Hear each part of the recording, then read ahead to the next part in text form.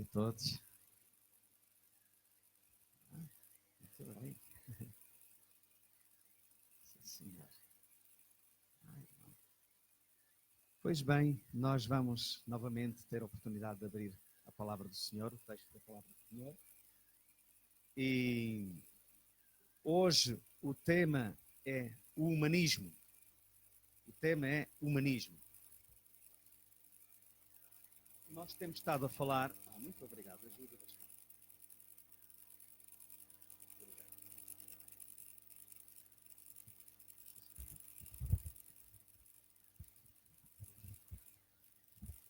Nós temos estado a falar sobre os ídolos do nosso tempo.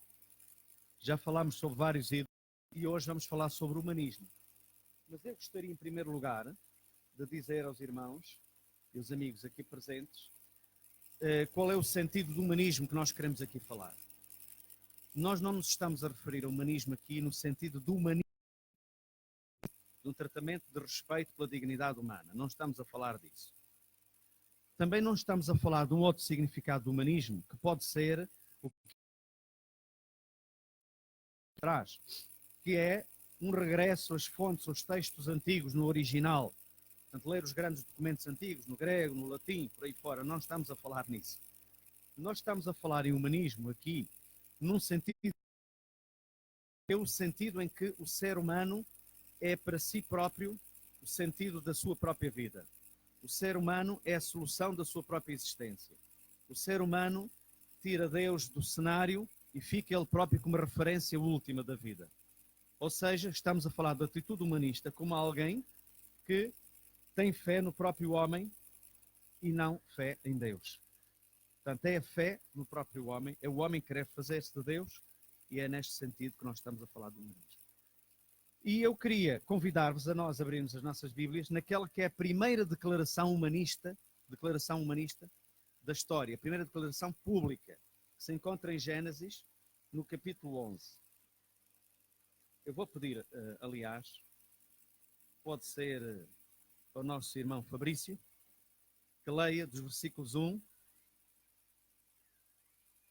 aos versículos 9, ao versículo 9. Gênesis 11, 1 a 9.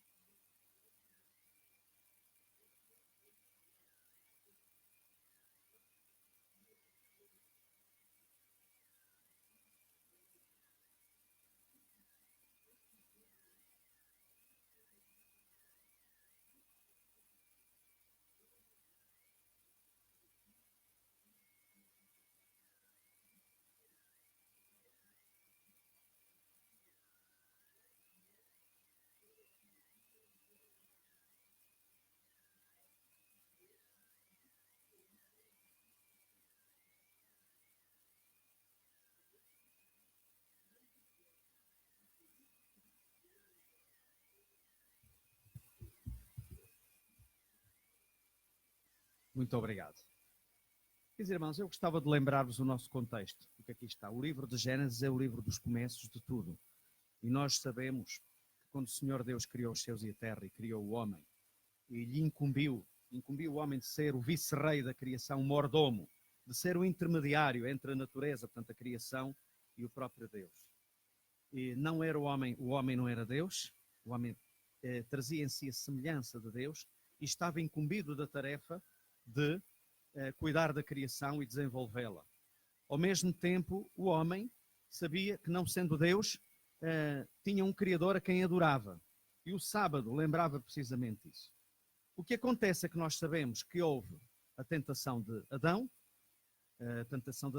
e o Adão quis ser igual a Deus, e como consequência disso o pecado entrou no mundo. E houve separação, uma separação dentro do próprio homem, o homem ficou dividido entre si mesmo, ficou dividido em relação aos seus semelhantes, ficou dividido em relação à criação e, pior do que tudo, ficou em rebeldia e de costas viradas para o Deus, o seu Criador. E nós sabemos que isso trouxe consequências que ainda hoje pagamos a fatura relativamente a isso. Mas Deus, na sua graça, na sua misericórdia, tira Adão e Eva do jardim e, no entanto, nunca os abandonou. Logo promessas. Já temos promessas em Gênesis de um Salvador. Mas, pronto, a humanidade vai se desenvolvendo e vocês sabem o que aconteceu nos dias de Noé.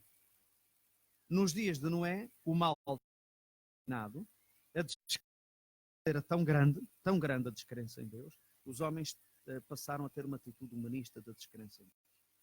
E, como consequência de tudo isso, aconteceu o dilúvio.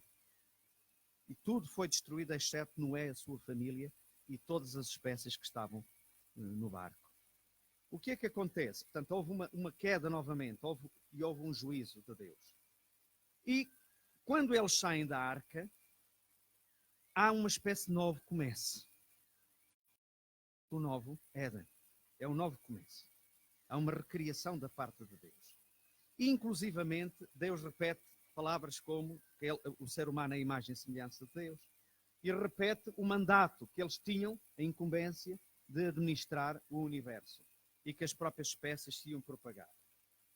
Mas, depois, a partir de certa altura, nós temos que um dos filhos de Noé, que era Cam, teve um filho que, por sua vez, deu origem a um neto, que era o Nimrod, que veio a ser o primeiro grande rei da antiguidade, e que na região da Mesopotâmia, esse homem liderou o seu povo, que vivia na região da Babilónia, e resolveram, efetivamente, construir esta tal torre. Este Nimrod era o mais famoso dos caçadores da antiguidade. Eu imagino, as pessoas diziam aos seus filhos, olha, faz-te um valente para que um dia sejas como Nimrod. Era mais assim. E, portanto, além disso, era um grande chefe de exércitos. Era um conquistador. E o que ele, com esta atitude de conquistador, o que é que ele fez? O que ele quis construir? Uma torre que alcançava os céus. Portanto, uma torre muito alta. Um arranha-céus, diríamos nós, hoje. A Babilónia era o maior centro daquela altura, em termos culturais, em termos religiosos, em termos de poder militar, em termos de poder político. E quais eram os objetivos que foram lidos aqui no texto pelo nosso irmão Fabrício? Os objetivos expressos aqui era façamos um nome para nós. Façamos um nome. Era, efetivamente, o auto-endeusamento. Era o prestígio sem limites. Era o nome. Nós somos bons, nós somos os maiores. Depois, de segurança. Não havia muito tempo, eles tiveram experiência do dilúvio. Então, vamos fazer uma torre. Se houver um novo dilúvio, não chega lá. Então fazem uma torre bem alta para evitar também que um novo dilúvio pudesse acontecer, esquecendo-se das promessas do Senhor que tinha feito depois de saírem na sua misericórdia. Mas não está dito no texto, está implícito, que existe aqui algo extremamente interessante. Quando Deus criou para ser intermediário entre Deus e a criação. Não era ele próprio Deus, nós já dissemos isso. Mas, ao tocar nos seus, ao tocar lá em cima, porque eles tinham a ideia do universo em 3 andares, portanto, ao tocar os seus, eles estariam a abolir a diferença entre a criatura e o Criador. Não há diferença entre criatura e Criador. E, portanto, nós, criaturas, estamos no topo do mundo. Não é verdade? Estamos no topo. Eu sou o rei do mundo. Esta é a situação em que se coloca o homem. O céu, então, aqui representa exatamente isso. A criatura quer ser igual a Deus.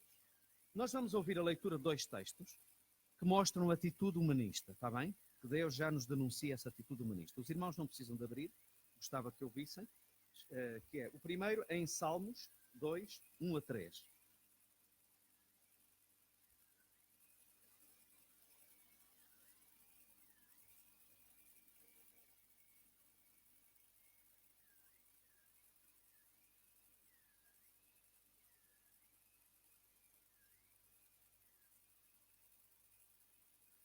obrigado. Isaías 14, 12 a 16.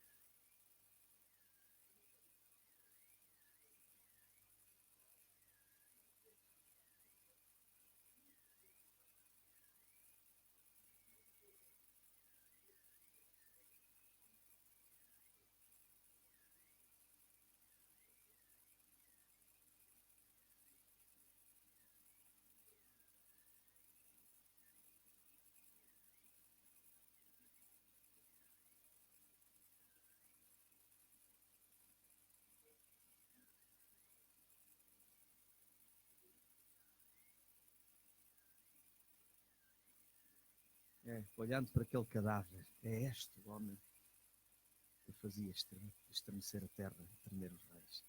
Um texto que é aplicado a Satanás, a rebelião de Satanás, mas que também se aplica aos grandes de todos os tempos, nomeadamente a Nimrod e depois Nabucodonosor e muitos outros. Efetivamente, esta atitude humanista. Mas eu queria lembrar aos irmãos, para nós não nos colocarmos fora do texto, da atenção do texto, que o humanista não é necessariamente um ateu, em primeiro lugar. Aliás, há ateus que não são humanistas, porque descreram em tudo. E descreem em tudo. São puramente céticos, nihilistas, estão no desespero. E mais, pode haver religiosos, incluindo cristãos, que vivem como humanistas, para quem Deus e a mensagem cristã são apenas um credo, uma confissão, sem implicações práticas a não ser os rituais, divorciado da vida do dia a dia, sem influência nas escolhas e nos modos de vida. Há cristãos assim, e por vezes eu e tu estamos neste lugar e precisamos de ser exortados a voltarmos ao primeiro amor, sempre, sempre. Queridos amigos, a Torre de Babel era uma construção alta no fundo. Eles chamavam zigurat. Tinha, segundo os estudos mais aceites, cerca de 90 metros de altura, era de tamanho mais ou menos. Era um arranha-céus, era assim. Alguns estudos dizem que talvez não tivessem os 90 metros, talvez 60 metros de altura, mas era um prédio muito alto, era um edifício muito alto, que servia também de templo. E muitos reis, inclusivamente, tinham o seu habitavam no cimo dos zigurates. O nome babilónico, enquanto o nome hebraico tinha a ver com a ideia de confusão, para os babilónios não, significava precisamente porta do céu. O zigurate, portanto, esta Torre de Babel, era uma porta do céu ou porta dos deuses. O significado, a palavra é temenanki, e significava, no fundo, mesmo literalmente, casa que é o fundamento do céu e da terra. Ou casa que é o fundamento do céu na terra. Este era o significado. Aquele Nimrod e os habitantes da Babilónia daquele tempo tinham 3 sonhos. O primeiro sonho era o sonho tecnológico, que é um sonho que se repete ao longo da história e que na Idade Moderna, como veremos, atingiu o seu auge, que é o sonho da eficiência, o sonho do poder, o sonho do prestígio. Depois tinha um sonho político, que era o desejo de domínio, de hegemonia, se possível universal. Este Nimrod fundou várias cidades, entre elas Nínive. Foi um homem muito poderoso. E tinha um sonho político. Todos os imperadores partilharam deste sonho, de hegemonia. Depois tinham o sonho religioso. O ser humano, como nós vimos, removendo a distinção entre a criatura e o Criador. No fundo, colocar-se no lugar de Deus, em vez de ser o mediador entre a natureza e Deus, em vez de ser o mordomo ou um vice-rei, queremos ser os reis. É muito interessante um episódio que vocês conhecem. Lembram-se de ouvir falar do Yuri Gagarin, coronel cosmonauta russo, que em abril de 1927, quando rodeava a Terra no espaço, depois de ter dado uma volta completa na órbita terrestre, ele disse: vi que a Terra é azul, mas olhei para todos os lados e não vi Deus. Portanto, eu, com ironia, dito isto com sarcasmo. Então, esta abolição entre a diferença de criatura e criador, não há um criador, nós somos criadores, nós somos sustentadores de tudo. Então, este é o sonho religioso que levou Nabucodonosor àquela grande estátua, no livro de Daniel. Todos os grandes imperadores, que se chamavam inclusivamente, eram endeusados. é o sonho religioso das grandes religiões seculares. Por exemplo, só para dar um exemplo, o marxismo. Porque o marxismo, no fundo, é uma religião secular. Porque fala de uma sociedade pura, baseado também no Rousseau. Os homens são livres, são bons na natureza, mas depois a sociedade é que os corrompe. Fala na queda, que é, no fundo, a opressão das classes, e fala no novo homem num futuro de um mundo perfeito, que é a esperança. Portanto, é retirado da estrutura da esperança cristã, que tem a ver com uma criação, com uma queda, com uma redenção e o fim dos tempos. Portanto, este sonho religioso que também tinha Nimrod e tinha os babilônios. Queridos amigos, eu gostava de lembrar de onde é que vem e o que é em que nós vivemos. Houve um tempo em que, a partir do Renascimento, sobretudo a partir do século XV, os homens começaram cada vez mais a colocar-se no centro do universo. Inclusivamente, houve um grande pensador italiano, que era o Pico della Mirandola, que entendia que nós somos perfeitos, livres, perfeitamente livres. Este tema de somos uma tábua rasa, nós, ao contrário da natureza, que está determinada, os animais, etc., e que se repete, o ser humano é totalmente livre. E tão livre que nós é que nos fazemos a nós próprios. O Pico della Mirandola acreditava em Deus, mas dizia, mas Deus fez-nos de maneira que nós é que vamos ser os inventores da nossa natureza. Não há natureza humana. Então nós podemos tornar-nos bestas, podemos manter-nos como estamos, ou sermos divinos. Vamos ser aquilo que nós quisermos, porque nós temos essa liberdade. E esta é uma atitude que esteve presente em várias pessoas, mas na Idade Moderna atingiu o seu pico. Na Idade Moderna, sobretudo a partir do século XVII e mais fundamentalmente no século XVIII e no século XIX, foi-se construindo a ideia de modernidade. E o que era a modernidade? Era construir não um zigarote, não uma torre de Babel feita de tijolo ou betão, mas a torre do edifício do conhecimento científico, filosófico e tecnológico, prescindindo de qualquer argumento de idade, rejeitando a tradição, rejeitando a religião, rejeitando Deus, confiando apenas no homem e na sua capacidade. E na modernidade criou-se um pensamento que ainda hoje está muito presente, que é a fé humanista no homem, no progresso, na ciência e na técnica. Acreditava-se que é uma questão de tempo, mas a ciência trará a solução para os problemas do sofrimento e do mal. Tempo, mas a educação fará de nós pessoas melhores. Há aqui, aliás, muitas pessoas do Brasil que inclusivamente têm um dos seus grandes lemas, que é o progresso. Vem exatamente deste sentido que nós temos aqui. A fé é descartada e no seu lugar fica a razão, seja pela via reflexiva, pensamento, filosofia, etc., seja pela via experimental, que tem a ver, por exemplo, com a ciência, com a técnica, com os experimentos humanos. Não existe pecado. Isto ainda é pensado por muita gente. Portanto, não existe pecado, mas apenas imperfeição. Somos finitos, finitude. Falta de conhecimento. Então, o problema não é um problema moral, mas é um problema de perfeição das nossas capacidades, aperfeiçoamento das nossas capacidades. É, no fundo, uma questão de ter maior ou menor poder, capacidade. Em inglês, empowerment. Então, é uma questão do ser humano ser capaz, e não uma questão de perdão, uma questão de salvação. Queridos amigos, quer em termos sociais, quer políticos, quer jurídicos, a atitude moderna e humanista é que o homem enquanto indivíduo, é ele próprio o soberano, o homem é o soberano. E é do acordo dos homens que é fundada o que é? São fundadas as nações, que o direito é fundado, etc. Portanto, isto é atitude humanista. O próprio Estado que nós temos, nós sabemos, é fundado na ideia, precisamente, da dignidade do indivíduo enquanto indivíduo. E toda a esperança estava colocada no homem. Mas isto trouxe consequências. Em primeiro lugar, o agravamento daquele problema que aconteceu em Adão, a separação do homem dos seus semelhantes. Já nos lembramos de Caim, não é verdade? Matar Abel. E por aí fora. Mas aqui existe um agravamento, porque passa a haver confusão de línguas.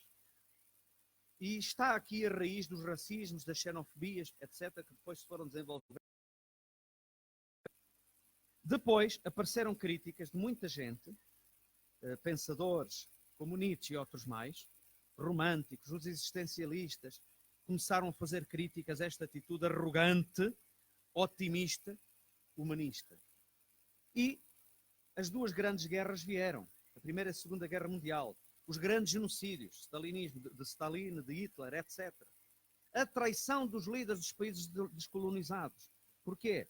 Porque, muito bem visto, muitos líderes políticos desses países, muitos deles até estudaram em missões cristãs, acreditavam que o Ocidente estava com uma posição arrogante de dizer que a civilização ocidental, o humanismo ocidental, é que é o fim dos tempos, é que é o que deve ser. E disseram que isto não pode ser assim, que nós estamos a ser amassados e espezinhados. Mas há uma traição de grandes líderes de países descolonizados, não só em África, na América do Sul e noutros sites, porque os seus líderes não cumpriram com as promessas de liberdade e de progresso, pelo contrário, tornaram-se senhores dos seus próprios povos. E, portanto, as pessoas depois se sentiram desiludidas. Uma corrupção generalizada em todo o mundo. Corrupção generalizada em todo o mundo. E a emergência dos crimes. Antigamente é falta de cultura, são criminosos, não têm estudos, vivem nos bairros, etc. Eu não vou pôr aqui a minha casa, tenho bairro social ao lado. Mas afinal de contas, de onde é que vêm? A corrupção está em todo lado. Afinal, há aí muito criminoso cheio de cultura. E então, e muitas vezes é a cultura e a tecnologia ao serviço do crime. Temos depois, como consequência, um pluralismo e um multiculturalismo sem centro nenhum. Uma diversidade sem unidade. E as pessoas estão perdidas. E alguns pensadores chegam mesmo a dizer que não há absolutos, absolutamente não há absolutos, não há verdades universais. Tudo são jogos de linguagem. Cada comunidade tem os seus jogos de linguagem e, portanto, estamos prisioneiros desta dispersão. Estamos condenados a estar dispersos. Então, outras consequências. Pão e circo. Vivamos cada dia, morremos a rir, isso é o que importa. E a destruição da natureza. E com tudo isto, o homem é demite-se da sua função. Também há outra tentação, que é a tentação da reconstrução da natureza humana por via da técnica. Ou a invenção de novos humanos, robôs, por exemplo. Mas a tentativa da engenharia genética, que pode ser extremamente perigosa e demoníaca, levada a certos extremos. E alguns regressam à natureza, voltam a endeusar a natureza, que é o sonho pagão antigo. Que Deus é a natureza é Deus. E, portanto, um panteísmo está aqui presente, muitas influências orientais no sentido da divinização da natureza estão adaptados à maneira ocidental. E com tudo isto, Deus é removido. Temos a proliferação dos ídolos. Uma sociedade paganizada. Se Deus não está no trono, nós colocamos no trono qualquer outra coisa e muitas outras coisas. E estas semanas, todos estes domingos que têm passado, nós temos percebido os ídolos com que nós convivemos e que muitas vezes nos afetam a mim e a ti. A mim e a ti. Queridos amigos, eu estou mais interessado em dizer a resposta aqui do texto. O Senhor nosso Deus interveio. Não abandonou nunca o homem a sua situação. Na verdade, a mensagem bíblica e a vida são a verdadeira humanidade do homem. Há um humanismo que eu prefiro não chamar humanismo, para não confundir, mas em algum sentido podemos dizer que é bíblico, cristão, que é o homem recuperar a sua verdadeira dignidade. Há dignidade em sermos imagem e semelhança de Deus.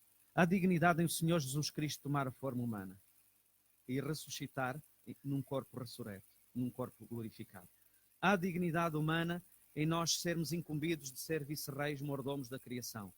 Há dignidade humana em sermos amados por Deus e sermos adotados como seus filhos. Gentes de toda raça, tribo e nação. Queridos amigos, não é indigno o ser humano adorar alguém superior a si. Nós somos e sempre seremos criaturas. É próprio da criatura adorar o Criador.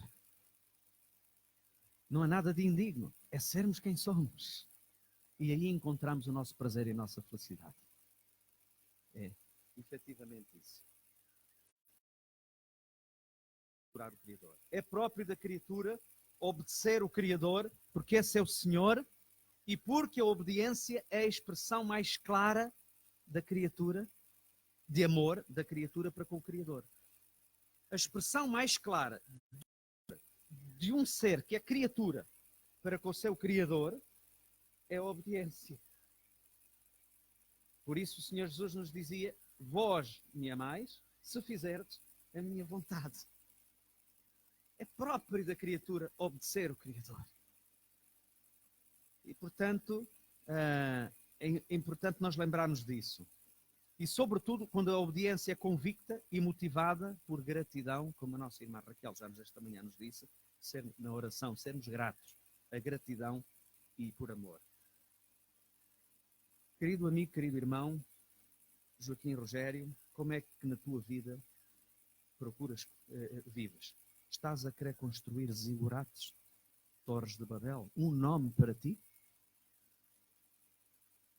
Busca de segurança fora de Deus? Tem sido assim muitas vezes. A busca de segurança já vem das histórias das crianças, Cinderela. A espera de um príncipe encantado é para muita gente a sua segurança. O Euromilhões e muitas outras coisas, a educação. Buscamos segurança em muitas coisas. E buscamos, com dinheiro, comprar aquilo que não se compra. Que o Senhor nos dá na sua graça e na sua misericórdia. O homem é criado para ser intermediário, mordomo, não está lá para se autodivinizar. Babel procurou segurança, mas sempre os homens viveram tão inseguros e hoje mais inseguros do que nunca. Os psicólogos aqui presentes sabem que isso é assim. Atenção, a diversidade de culturas não é um mal. A diversidade de culturas não é um mal. Pelo contrário, acredito sinceramente que já está no plano do Senhor, quando dá o mandamento de encher a terra a Adão. E quando dá depois a mensagem a Abraão. E quando nós lemos em Apocalipse, e vamos ler hoje, gentes de toda raça, povo, língua e nação. O problema está na atitude humanista. A técnica e a ciência são um dom de Deus. O errado está na atitude humanista. Deus é o Senhor e Criador e sustentador. E nós temos aqui a pergunta: que Deus criou o mundo? Sim, acreditamos. Mas temos muitas dificuldades em acreditar que Ele sustenta o mundo. Não o sustenta como se nós fôssemos meras marionetas ou robôs. Há uma relativa autonomia. Mas está interventivo em tudo. O nosso Deus sustenta o universo. E é difícil eu e tu muitas vezes confiarmos. Ou porque nos corre mal, depois é difícil.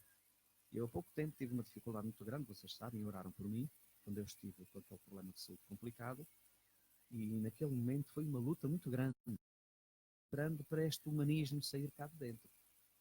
Porque a minha tendência era confiar mais nos médicos. Por exemplo, está lá algum médico conhecido? Foi a primeira pergunta que eu tive. É logo a primeira coisa. Nem foi a oração às vezes. Pode ter sido, não sei, não quero ser duro mais comigo. Mas estava lá, muito focado. Esta confiança que nós colocamos não é mau nós confiarmos que haja bons médicos, etc., e tecnologia. O problema está em transferirmos a nossa confiança. E o Senhor foi muito misericordioso para comigo. E no diálogo, em oração, o Senhor, na sua graça, ajudou-me a voltar ao caminho. E vocês oraram por mim e a palavra de Deus também me levou ao caminho. Assim, de voltar a confiar. Quanto humanismo está dentro de nós, quanto humanismo. Deus é o Redentor, nossos amigos, também. Não sou sustentador, é o Redentor. E Ele é a nossa esperança. Este mundo é um mundo caído de pecado, um mundo de pecado. O problema fundamental não é ignorância, não é falta de conhecimento. O problema fundamental é um problema moral e um problema espiritual. É pecado e não ignorância. Chamamos-lhe pecado. Amigos, Um dos significados de Babel, qual é que era? A porta do céu. A porta de Deus, ou dos deuses. Mas, amigos, a porta do céu, a porta de Deus, não é a técnica, não é a ciência, não são as religiões, mas é Jesus, que em João 10:7 diz: eu sou a porta. Quem entrar por mim, salva-se. Glória ao nome do Senhor, a porta por onde nós entramos. Eu converti-me com 11 anos de idade a ouvir esta pregação. Até hoje me lembro dela. Jesus é a porta. Jesus é a porta. Eu tenho, não vos vou dizer das coisas que eu tenho, tenho um código de acesso a partir de um instrumento tecnológico que não vos digo o que é que diz tudo, mas uma das coisas que diz é Jesus é a porta. E eu lembro-me sempre desta mensagem. Por outro lado, irmãos, um dos significados daquele zigurate Babel, a Torre de Babel, já vos disse que era o fundamento do céu e da terra. Etemenanki, o fundamento do céu e da terra. Mas nós sabemos, eu e tu afirmamos, nós afirmamos juntos, não é a Babel do humanismo que é o fundamento, não é o autoconhecimento, não é a autossalvação, não é a adoração da natureza. O fundamento é Jesus Cristo, a pedra do edifício espiritual que é a igreja. E a igreja, Efésios 2, 20 e 21, diz-nos que é edificada sobre o fundamento dos apóstolos e profetas, sobre a Bíblia, do qual Jesus, a pessoa de Jesus, é a pedra angular, é a pedra de esquina. Não é Babel, é Jesus Cristo e a sua palavra. Babel foi uma torre inacabada. Os empreendimentos humanos têm data, não são vitalícios. Caem todos uns após outros. Mas a igreja nunca perecerá. É um edifício que será terminado no dia em que o nosso Senhor Jesus Cristo voltar e quando Deus consumar toda a sua obra. Nesse dia, meus irmãos, não será uma Babel que se eleva aos céus, mas será uma cidade que desce dos céus. E nós vamos ouvir uma leitura apaixonante de Apocalipse, versículo 21. Ouçam só, capítulo 21, versículos 1 a 10, que o nosso irmão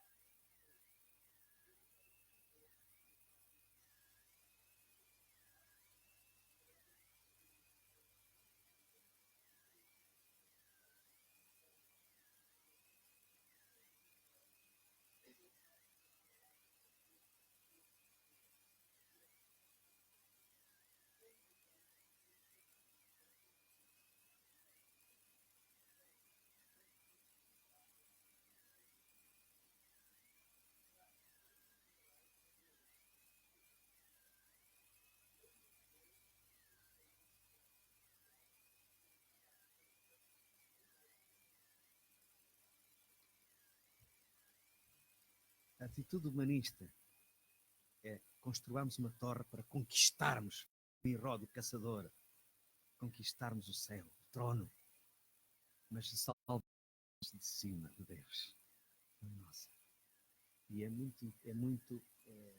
nós devemos sempre lembrar-nos disso.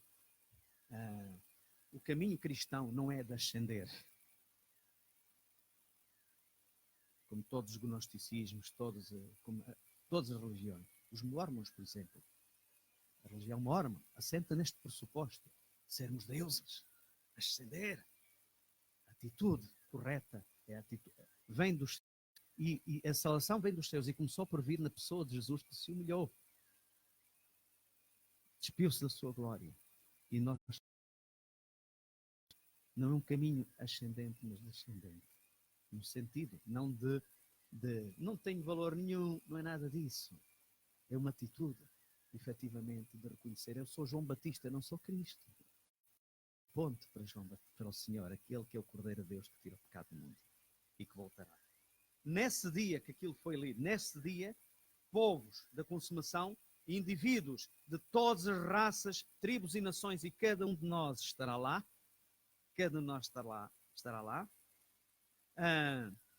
Cantaremos em uníssono àquele que é o único nome digno de ser adorado, Jesus Cristo, o Cordeiro de Deus que tira o pecado do mundo e o único Senhor da humanidade. E nós já estivemos a cantar isto. Encontra-se em Apocalipse 5, 7 a 14, e nós já estivemos a cantar assim aqui hoje mesmo. Queridos amigos, mais, em Babel houve confusão, e por isso em língua hebraica significa confusão, porque Deus confundiu os homens. Mas, por causa de Jesus Cristo, por causa da nova criação em Cristo, foi derramado o Espírito Santo. E no dia de Pentecostes, em Atos 2, nós vemos representada ali, naqueles povos que lá estavam, de todo o mundo conhecido de então, nós tínhamos um prenúncio do fim dos tempos. Porque os cristãos que ali estavam falavam e oravam de Deus. E gente de várias línguas, que não era aquela língua que era falada por aqueles crentes, ouviram na sua própria língua. Ouviram na sua própria língua e foram faladas línguas ali, que aquelas pessoas que lá estavam das várias nações puderam ouvir. Isto significa a universalidade do Evangelho. Povos de toda raça, língua e cultura. Deus não vai fazer uma cultura unidimensional, um pensamento único como quis Babel. Nimrod quis o pensamento único, o totalitarismo. O cristianismo tem diversidade e unidade. Unidade na diversidade. E nós temos ali, em Atos 2, o inverso de Babel. Não é confusão, é compreensão. Através do trabalho de Deus, do Espírito Santo. É o reverso de Babel. É contrariar precisamente a Babel. E finalmente, irmãos, nós vamos terminar esta mensagem com o seguinte. Esta é uma das passagens em que o contexto diz mais que o texto. E um dos contextos fundamentais é toda a Bíblia, obviamente, mas é o que acontece a seguir. O que é que acontece depois no capítulo 12? A chamada de Abraão. Um povo que não existe como povo, que não é uma nação que Deus escolhe, é uma pessoa e depois, a partir dessa família, forma uma nação. Então, o que é que acontece? É chamada para a missão. Portanto, irmãos, nós que conhecemos, que sabemos que Deus é Deus, nós somos criaturas, somos seus filhos, nós temos uma missão. E, portanto, somos chamados. Uma das consequências da atitude humanista é a perda do significado de vocação. Porque vocação é chamamento. E as pessoas falam em orientações vocacionais, mas não há quem chame. Mas nós sabemos quem nos chamou a ser como somos. E temos uma chamada. Nós sabemos a quem pertencemos. E nós temos futuro. O nosso é um presente com futuro. E, portanto, temos uma vocação. É próprio da criatura que conhece o Deus e que lhe confia, que vive em missão. E eu estou a falar de missão integral. Por que é que estou a falar da missão integral? Como há pecado no mundo, há tanto sofrimento e tanto mal. A nossa missão é anunciar o Evangelho, é anunciar a esperança em Cristo. A nossa missão é demonstrar a quem quer que nos pergunte a razão de ser da nossa esperança, mas primeiramente, o que é? Reverenciando a Cristo nos nossos corações. Mas fazendo isto, mas a nossa chamada também é para cuidar é para ajudar no ministério da restauração, da cura, do cuidado. E, portanto, irmãos, devemos fazer isso. Mas fazemos isso como? A nossa missão é trabalhar, a nossa missão também é estudar. Mas fazemos tudo isto como? Sem cair no otimismo, no ativismo e sem nos esquecermos a grande mensagem do sábado, do Shabat no Gênesis. Que nós sabemos qual é. Qual é o significado mais profundo do Shabat? Do sábado? É isto. Ouçam, há um só Deus e tu não és Ele. Portanto, descansa. Desfruta. Descansa em mim. O que é que diz o Salmo 127? Se o Senhor não edificar a casa, se o Senhor não edificar a cidade, exatamente, se o Senhor não edificar a casa, em vão trabalha. Nós sabemos isso. Eu não posso deixar de dizer isto. Temos muito a aprender com depois da Igreja Primitiva, aí a partir do século IV, o movimento monástico, chamado movimento cenobita, os cristãos que viviam nos mosteiros, temos também a aprender com eles algumas coisas. E uma das coisas que temos que aprender é a capacidade de juntar, adorar e trabalhar. Louvar a Deus e anunciar a palavra e cuidar. Foram os movimentos monásticos que criaram os primeiros hospitais públicos, sobretudo Basílio de Cesareia, no século IV, na segunda parte final do século IV. As enfermarias. Ou seja, o cuidado de saúde sistemático, organizado, foi aí. E foram eles grandes responsáveis pela preservação da educação e da cultura. Então, o que é que acontece? Isto é uma chamada para nós de atenção. É importante nós lembrarmos que nós não somos Deus, mas ao mesmo tempo valorizar também a tecnologia, a ciência, a educação, mas lembrando que somos criaturas e que Deus está aí. E por isso, ora e labora, adora e serve. Anunciamos o Evangelho, trabalhamos, estudamos. Estudas a área em que tu trabalhas. Evidente ou menos evidente, serve para o ministério da cura, da restauração, do cuidado. E por isso, como cristãos, nós podemos, efetivamente, ter tudo isto. Deus colocou Adão no jardim para o lavrar e guardar. Lavrar tecnologia, guardar ecologia. E temos o sábado, e temos hoje nós o domingo para nos lembrar, há um só Deus e nós não somos Ele. E por isso, vamos aprender o que o Senhor tem para nos ensinar hoje. Vamos estar só um minuto em silêncio a dois, enquanto eu chamo o pastor João para se puder dirigir. Então vamos estar em silêncio, está bem? Para nos prepararmos para a ceia e para